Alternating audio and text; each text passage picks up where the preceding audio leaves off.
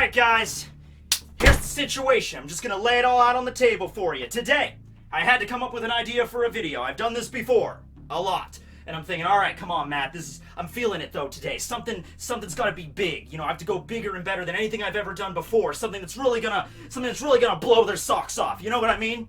So I'm thinking, alright, maybe a devil fruit discussion. I'm like, yeah, whose devil fruit don't we know? And I'm like, Kanemon's. And I'm like, no, that's not good enough. The dude makes clothing. I mean, that's not gonna really blow anybody's mind out, okay? I'm like, alright, how about a theory video? Those are fun. Maybe a video about Zoro's childhood friend and apparently Tashigi's twin, Kuina. I'm like, alright, well, we're getting there, but I really want something that's just like, you better be wearing a helmet because I'm about to blow your mind straight to the wall. It has to be something huge. And that's when I came up with an idea. An idea I've had back in this little noodle here for years. And I've never wanted to do this video because I know it starts arguments and all that shit. And there's a certain way to do this video, and I'm not really versed in doing that kind of video. But you know what? I realize that doesn't matter. I gotta do this. I feel like it is my responsibility as a One Piece YouTuber to do this. I am presenting Luffy versus Zoro! Are you guys ready for this shit? Hey everyone, so with that all being said, let's just go over some ground rules before I get into it, okay? So there's, like I said, a few ways to do this. You could do it the screw attack way, which involves a lot of analysis and using mathematics and science and comparison to, like, hydrogen bombs and things. I didn't do that. This is an off-the-cuff thing, okay? I'm not calculating the sharpness of Zoro's swords compared to, like, his centrifugal force when he cuts something. I'm not comparing Luffy's rubbery body, you know, and his elasticity. I'm not doing anything like that. You know, something else that I've seen a lot of people do whenever they do crossover battles, although this is not a crossover battle because, of course, they're from the same universe here, but something that a lot of people like to do is they compare characters' feats with each other. And I never understood that because I, for one, don't think that feat should have anything to do with like characters' battle strength. I mean, some people say that, you know, the bigger the feat, the bigger the, you know, but I still have no idea what that has to do with battle strength or endurance or anything like that, so I'm not going to do that. But I'll tell you something. I have read this series. I have watched the anime of this series. I know these characters. With that being said, it's a very long series, and I'm probably going to get a few things wrong along the way, and you can correct me below. We can have an open discussion on this. But here, I am going to present to you Luffy versus Zoro. Let's get into this. First thing, these two are out to kill each other in this battle, alright? I know that Luffy would never kill anyone, least of all his teammate, and even though the Straw Hats have had infighting before, Luffy and Zoro have even fought before, back in Whiskey Peak, remember that? Although that was more over a disagreement. Luffy thought that Zoro beat the crap out of a bunch of people that were being nice to them and giving them food, when in reality, Zoro beat the crap out of a bunch of bounty hunters that were trying to kill them. So, yeah, a little bit of a disagreement there, but even in that situation, I don't think that they were trying to kill each other. They had to get serious because, you know, Luffy was strong at that point, so Zoro couldn't just, you know, casually just block his attacks. He had to go all in and be serious, but they weren't actually trying to kill each other. The same thing with Usopp and Luffy, alright? If you think if Luffy really wanted to kill Usopp, he could definitely have done it, alright? So in this situation, I don't know, say that they're both mind-washed or brain-controlled, or those are Yu-Gi-Oh cards, but you know what I mean. Like, they're trying to kill each other, alright? Now, whenever you're doing a battle like this, a theoretical battle, because we're doing the current versions of these characters here, the way they are right now in the story that we know of, all the way up from, you know, Luffy having more attuned observation Haki at the end of Katakuri's fight in Totland. And then with Zoro, I mean, we haven't really seen Zoro since Dressrosa in terms of combat ability, but we'll just be using the one we've seen from that. So whenever you're doing a battle like this, though, you can't just do one fight. You can't just say, like, all right, well, Zoro and Luffy get into a fight with each other, and let's say Luffy wins, therefore Luffy will win all of the time, no matter how many times they fight. That is only true if the power gap between the two characters is very immense. Like, let's say, I don't know, Luffy fights against Helmeppo. Alright, no matter how many times Luffy fights against Helmeppo, Luffy's gonna win that fight. Alright, Helmeppo has just no chance. You know what I'm saying? Now, when it comes to Luffy and Zoro, even if you want to say Luffy is the objectively stronger character, I don't think that you could really justify, like, there's a massive power gap between them. I have heard that when it involves Sanji. I've heard people say that there is a huge power gap between Sanji and Luffy. Alright, and that's kind of that's a discussion. I don't think there is, but that's a discussion for another video. But when you're just comparing Luffy and Zoro, I don't think it's fair to say that, oh yeah, Matt, yeah, Luffy, he's all the way up here, Zoro's like down here, bro. There's no way Zoro's winning. I don't think that's fair. I think that if there is a power gap between them, that it's very narrow. So, we're gonna do this, let's say, out of 100 battles. Alright, like, so a percentage out of 100 on Luffy fighting against Zoro, because there's plenty of things that happen in a battle that can change from fight to fight. Like, for instance, Luffy just he didn't master it, he just learned that future sensing observation haki from Katakuri, from fighting Katakuri for like 12 hours straight. Luffy began to awaken a better use of observation. Okay, but Luffy's not a master of that. He can't just summon that up whenever he wants. When he was fighting Katakuri, he was learning it as he went, and there were some times where Luffy could dodge Katakuri's attack and can see them coming, and there were sometimes he could hit him back, but there were other times where he was wrong in his calculations, where Luffy was getting hit, and Katakuri was still able to dodge. So, there could be a situation where Luffy and Zoro were fighting, Zoro takes out his sword, goes to cut Luffy, Luffy's using that future sensing haki ability, and in one fight he might see it coming and dodge it completely. In another fight he might not be so lucky and ends up getting cut in half. Alright, so that's a better way of looking at this. Out of 100 fights, like, which percentage would Luffy win compared to Zoro, rather than just one single brawl they're both in. Alright, now, the first thing I thought of when I imagined these two fighting, I'm like, alright, let's take both of their strongest attacks and just put them up next to each other, you know? So, in Luffy's case, the strongest technique we've seen him exhibit, by far, is the technique he used to take out Doflamingo, and that is the Gear 4th King Kong gun. Now, you could also throw in possibly King Cobra into that line. That is kind of debatable whether or not King Cobra is stronger than King Kong Gun. When he used the King Cobra against Katakuri, it kind of cut away from the initial impact. We didn't get to exactly see it. And at the end of that fight, you know, Katakuri did get hit by it, but I'm just saying we didn't see the full effect, is what we saw with Doflamingo. Doflamingo got hit by that thing, and he got pounded into like a freaking missile into the ground, and it caused the city of Dressrosa to, like, be leveled, because there was, like, that underground, port underneath the city. So when Doflamingo hit that damn thing so fast, it like cracked the ground and broke it apart. So, alright, if you think King Cobra is stronger than King Kong, then just use that. Both of the techniques are pretty similar. They involve Gear 4th. They might be equal in strength, but it both involves Gear 4th and Luffy making one of his arms huge and then just striking the opponent. With King Kong Gun, it's making his arms super huge to launch a punch, and with King Cobra, it's making his arms super huge, and he uses like a more piercing, stabbing, you know, puncturing technique rather than a direct fist, okay? So, it doesn't matter. If you think King Cobra is stronger than King Kong Gun, fine, use King Cobra instead. But, from what we've seen with Zoro, it's a little bit easier. The strongest technique we've seen him exhibit so far, and it might possibly be his strongest technique, because it involves his Ogi, his secret style of the three-sword style, and that is, his Ichi-Dai Sansen Daisen Sekai, which is the upgraded version of 3,000 Worlds, and he used against Pika. He takes out all three swords using Santoryu, he hakis up all three of his blades, he twirls them in the air, and then boom, slices Pika, who at the time just happened to be the size of a goddamn mountain, and not only did he slice him in half, he caused part of the upper half to, like, be jettisoned into the air, and then, you know, that's when he began to, like, fight against Pika. So that's so far is the strongest move we've seen Zoro exhibit, slicing essentially a mountain in half with tremendous explosive force. And so I'm like, alright, well, let's look at what their Haki has, you know, because they both have Haki. Now, when it comes to Haki, you have specialties in each one. And that Rayleigh said that when he was training Luffy. He said, you know, okay, you can learn observation and armament. You can't learn conquerors. That's something that you're kind of predisposed to. You can't just train and achieve that. But regardless if you have conquerors or not, most people tend to specialize or just prefer one type of Haki that they're just really naturally good at. In Zoro's case, it's armament. In Luffy's case, it's conquerors. Sanji is the one that has observation. Now, Zoro can still use observation, and he used it really well when he fought against Hody. Hody was shooting out those shark arrows, and Zoro just kind of held up his sword and just ping, pong, ping, pong, ping, pong, ping.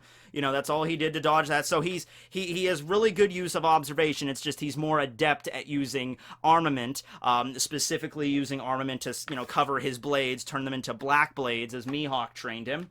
And Luffy is really adept at using conquerors. And the two ways we've seen conquerors really used is one way, just knocking an opponent out, which obviously that would not work against Zoro, because that really only works on characters that once again have a really big power gap between the person using conquerors. So if it's a really weak-willed person like Helmeppo, I'm kind of shitting on Helmeppo in this video. I mean, he's come a long way, but he's still not even close to being like Luffy level, you know what I mean? So you use conquerors against someone like that, the power level gap between Luffy and Helmeppo is pretty damn, you know, big there, so Helmeppo would most likely get knocked out from Luffy's conquerors. Okay, now, when it comes to Zoro, though, the power gap between them, like I said, I don't believe it's really all that great, so you're not going to have an effect there.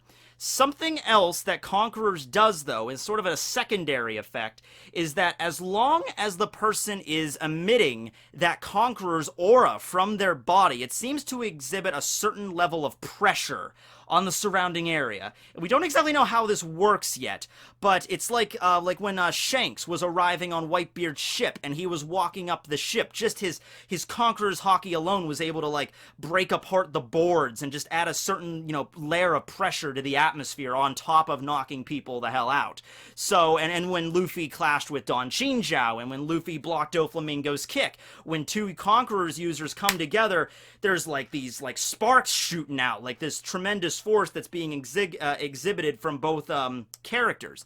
Now, Zoro does not have Conquerors that we know of right now. People have said, well, if he's going to be the greatest swordsman in the world, then he's got to unlock Conquerors at some point. At first, I wasn't okay with that idea, because I like to think that as the captain of the Straw Hat Pirates, Luffy should be the only one to have Conquerors because he's the leader. But then you consider, oh yeah, well, you know, it does make sense why Zoro would have it. You know, he wants to be the greatest swordsman in the world, so it would make sense why he would unlock it. But for right now, for this battle, for right now in the series, he doesn't have Conquerors, so we can't have him exhibit it. However, he is immune to the effects of being just knocked out. However, if we're just going to add this layer of pressure onto the battle, it might not be that big of a deal for Zoro, but let's just imagine you're fighting, but with just like a little bit added weight onto you. And Zoro does weight training all the time, so I'm not saying it would be that big of a deal for him. I'm just saying that there would be a little bit of an effect if Luffy is fighting Zoro and constantly emanating this Conqueror's aura. It's going to be something. I would imagine it would be kind of just like, you know, maybe increased gravity for Zoro, just like a little bit. Not enough for him to like be pinned to the ground like he can't move. Who knows? Maybe that's the advanced form of Conquerors. Like, you learn an advanced enough form of that, and you can literally just pin your opponents to the ground with this pressure, this force you're emanating. But that's not the case. So maybe just like, I could feel like a power or something pressing against me as Luffy is, you know, fighting using Conquerors. All right. So, here's the thing, though. Zoro's specialty is armament, okay? And the thing is, Zoro has always been good when it comes to endurance and defensive capabilities. It takes a lot. It takes a hell of a lot to knock Zoro down and keep him down. Now, during that whole fight on Thriller Bark with oars, Zoro took a lot of damage, Luffy took a lot of damage. At the end of that fight, when Kuma shows up, after the end of the fight with Oars and Moria, and then Kuma shows up, and Kuma does the Urusasa shock thing, Luffy gets knocked the hell out. Zoro is still standing after that. Because remember, Luffy also had the whole thing with the shadows put into him, and then he fought his Nightmare Luffy, and then the shadows got removed from him, and then he still had to fight against Oars, and he still had to fight against Moria. Adding, you know, turning him into Nightmare Luffy, they stated that does a lot of strain on your body, so there's probably some added, fatigue from that, and then Kuma's attack was the last straw. Now, Zoro, he did get damaged in that fight, but he didn't go through the whole shadow thing like Luffy did, so I'm just gonna say, yeah, Luffy hit his breaking point there. That's how, Zoro was able to stand up afterwards. But, After all of that, even after he stands up after the Moria, Ors, and then the Ursus shock, what does Zoro do? He does one of the most badass things in all of anime. That's what Zoro does. Zoro takes all of the pain, all of the fatigue, all of the damage that Luffy took when he was fighting Ors and Moria in his nightmare form, and afterwards, he took all of that into himself. And not only did he not die from that, something that Kuma told him was definitely going to happen if you take all of this damage. Not only that, he was still conscious. He was barely conscious, but he was still conscious. So, with that all being said, I'm just gonna say this straight out from the things that I have witnessed in this series. You can disagree. That's fine. I want you to disagree to an extent. I want you to give me other perspectives on this. But from what I can tell, when it comes to endurance, when it comes to stamina, when it comes to very large feet, Zoro has Luffy beat on that. That's the way I'm viewing this. Plus, he has armament now, which even increases his defensive capabilities. Luffy can use armament too, but it's not his specialty. It's Zoro's specialty. Alright, so, if we're going to have a straight-up fight, like just attacking power, I think even if Zoro got hit from the King Kong gun or the King Cobra, it would hurt. It would hurt a hell of a lot. But I think Zoro would be able to stand up after that. I think he would. Now, the difference here is that Zoro's strongest technique, the Ichi Dai Sansen, Daisen Sakai, have to say the whole title, it is not a blunt attack. It is not just a straight up punch that you can just kind of endure. It's a slashing attack. Zoro uses swords to fight. Armament hockeyed up swords to fight. And this is where a lot of the variables come in. Like, alright, well, yeah, but maybe Luffy could dodge it. He could dodge it. Luffy is more agile than Zoro. I'll give him that. I mean, obviously, Luffy has a rubber body. He can just, you know, if he wants to escape an attack, he can literally just stretch out his arm, grab a building, and then boing, and then just, you know, rocket away. Zoro can't do that. Zoro's very quick on his feet. He's a fast dude. But Luffy, especially when he's in Gear 4th, because when he's in Gear 4th, Luffy basically has Geppo. He can use Moonwalk. He can, you know, fly, basically, short distances, and he can still stretch. So when it comes to agility and speed-wise, yeah, Luffy has Zoro beat on that end, just in terms of being able to maneuver way easier than Zoro can. So you might say, well, maybe Luffy in that battle, you know, he would use his observation Haki. He would sense this attack coming, and he would be able to dodge it to the point where he wouldn't take it head on. Because, let me tell you, even if Luffy Hakis up his body, Zoro comes at him with Daisen Sakai, Luffy Hakis up his arms, Hakis up his chest, Gear 4th, he takes that head on. I don't know. I don't know if Luffy could endure that. I don't know if Luffy could negate all of the slashing damage from that attack. And Luffy has shown, especially when he fought against Hody, is it Hordy or is it Hody? I don't know. Whatever. And when he fought against Hody, when Hody bit him, he stated that, like, my armament hockey is not good enough to resist that kind of damage. You know, like that kind of like piercing sort of damage, you know, when, you know, Horty's like sharp, shark teeth bit into him. He had to take it out and he was bleeding. Luffy already resists blunt attacks really well because he's made of rubber. Add on Haki into that, and then he's essentially immune to blunt attacks. Now, when it comes to slashing attacks, that's Luffy's inherent weakness. He has no protection against slashing attacks without Haki. Now, if Luffy's fighting against some random marine riffraff like Helmeppo, and they take out their swords and they start to like attack him, like if Helmeppo took out his Kirikiri knives and goes to slice Luffy, Luffy Haki's up his arm, kink. I'm sure, yeah, he would be able to block that slashing weapon. Even though slashing attacks are his weakness, I think Luffy could be alright in that situation. But Zoro is way more adept at that sort of thing, and his armament Haki is better, and this attack is his, like, strongest that we've seen so far.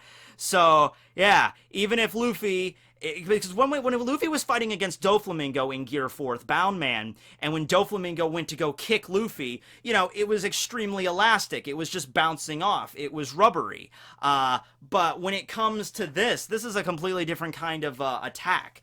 So I think Luffy would definitely get sliced up from that. Maybe it might not be as dramatic as you're picturing, where Luffy gets hit by that thing and it just, like, slices him in two, and he's bleeding everywhere, but I think it would bypass his Haki, even in Gear 4th state, and I think he would be bleeding pretty bad. The only hope I think Luffy has is if, yeah, Luffy gets lucky and he's able to use his observation to see the future to actually accurately dodge the incoming Daisen Sakai. You know, that's the only thing that we got there. Now, that's not all of their techniques, obviously. They have a plethora of techniques. I was just using their strongest ones just to kind of give us like alright, well, what's the end game here? I mean, they all have really versatile techniques. Luffy can use Gatling, you know, or just jet Gatling, which is even faster. Once again, I don't think Zoro would be able to dodge or block. I mean, he might be able to dodge them if he manages to see that coming, but blocking all of that, I don't think he's going to be able to do that. I could see Zoro taking out his sword, blocking jet Gatling, but hey, once again, like, even if he, because we're not talking about being, you know, holding punches here. We're talking about they're trying to kill each other. So if that's the situation, Zoro takes out his swords, Hakis them up, jet Gatling, and he goes to block his attacks. You know, what's going to happen if Luffy keeps punching the blades of these swords over and over again? Luffy's using Haki, Zoro's using Haki. I don't think that would be a smart move. I think that would be kind of a move that would be similar to when Luffy was about to fight against Mihawk at Marineford, and he was about to use Bazooka, and he realized, like, oh shit, if I keep going with this attack, I'm going to lose my damn arms. So I don't think that would be a smart move to get in range of Zoro, you know, using your regular techniques there. Now, the only thing that you'd be able to get Zoro on the freaking, you know, you manage to take him by surprise is if you go into Gear 4th, or Gear 2nd would maybe work as this as well, because it's a speed-based gear. You'd have to go into Gear 4th Snake Man or Gear 2nd, and you'd have to figure out a way to take his back. You'd have to figure out a way to get behind Zoro so he couldn't see you coming, and then attack him. But once again, I really do genuinely think Zoro has better endurance and defense than Luffy in that regard. So, if we're doing this out of 100, which is what I said, you know, we're doing like a percentage, obviously the magic number here is 51, you know, who wins the majority of these fights, because I don't think it's going to be a straight up 50-50. That would be kind of lame if I ended it out like that. But if we're talking about, like, out of 100 fights, I think Zoro wins. I'll give him, like, the 52, 53 maybe. It's close. I mean, it's really close, and I'm not doing that to save face. I'm not doing that like, well, Zoro would win, but it would be really close. I'm just simply saying that because that's what I genuinely believe. I genuinely believe the power gap between these two is really not all that great, and out of 100 brawls, Luffy would win a lot and Zoro would win a lot, but I think at the end of the day, if you tally them all up, and if you factor in Zoro's crazy, you know, endurance, then Zoro would win more than often than Luffy. And you know, in a lot of these situations, even if Luffy manages to hit him with a really strong attack, I don't think he's going to stay down from that. Consequently, if Zoro hits Luffy with a really strong slashing attack, then I think Luffy would get mortally injured to the point where he would be he might still be able to fight, but he would be injured enough that it would really handicap his abilities after that point. The only way that I think Luffy wins the majority of the times, if he gets the edge here, is if he somehow figured out a way to disarm Zoro of all of his blades. Because even you give Zoro one blade, and he could, like, straight up Atomic Samurai your ass. Like, even with one sword, he's really strong. See, Luffy would have to disarm Zoro of all of his swords, a feat that is way easier said than done, because how many times has that happened in the story?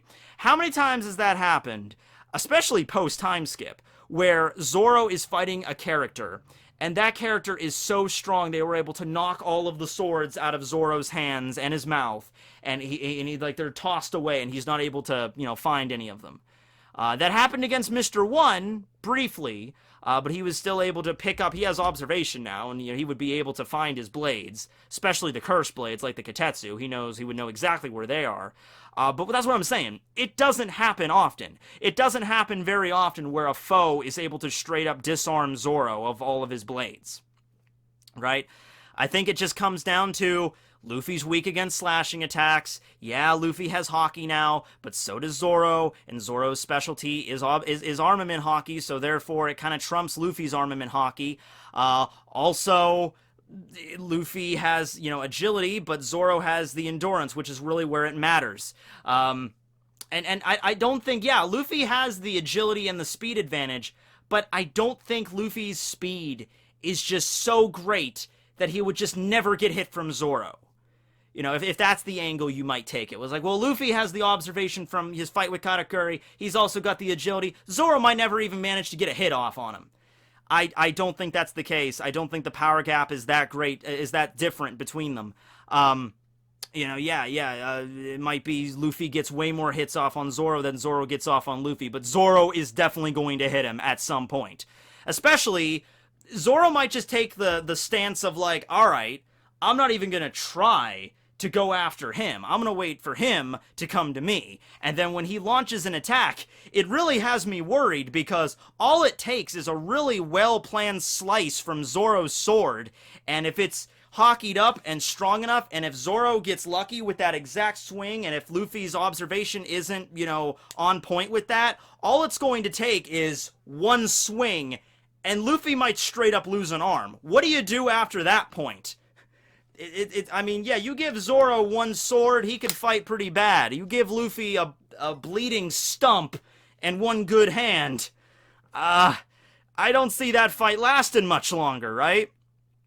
So I might even want to raise that a little bit. I might want to raise Zoro's chances of winning maybe a little bit more to the 60-40 range, actually. I know it's going to make a lot of people laugh. I know you're thinking, oh, you're just making this up as you go along. Well, yeah, kinda. I've been thinking about this on and off for years, but like I said, this video is zero preparation. I'm just here trying to bring the energy, you know what I mean? But that is what I genuinely feel. That is what I genuinely feel. I think Zoro would win the majority of the time. So, you guys tell me what you think below. I hope we can keep it as civil as possible. At least I hope we can. And you know what? You know what? All fairness, I might come back to this someday, and I might do it the correct way, so to speak. There's not like the college of theoretical fighting, Turns out King of Lightning is a doctorate in that. I actually found that out the other day. So, maybe I gotta consult with him on this. But, there is a more prepared way to do this, so to speak, where I sit down and I actually look at every single one of their attacks and look at what they have. And you know what? If I do that and I sit down and I look at everything they got, and I think about what could actually possibly happen in this brawl, all the different scenarios that can go down, and I go back and I reread the manga, maybe the parts that I got wrong in this video, if I think I'm wrong, or if you guys can change my mind, if you guys lay out a situation, hey, and I know you're going to do that. I know not everyone's going to agree with me. That's the point. Someone I know down in there in the comments is going to leave a very long paragraph that's going to describe, all right, Matt, listen, you're wrong. We're just going to assume they're going to be very blunt with this. Okay, Matt, listen. Okay, calm down. You're a little hyper. You're wrong. Luffy wins the majority of these fights, and I'll tell you why. All right? And then they lay it out, and I'm going to read that, and I'm going to be like, you know what? If I think it's moving, if I think, you know what, you bring up some good points I didn't consider, I will concede. So this is not probably the last you're going to hear of this. Maybe consider this a prelude. But with that being said, I need to go get a drink of water now because I'm extremely parched and thirsty. And for right now, Luffy loses. Zoro wins! Later, everybody!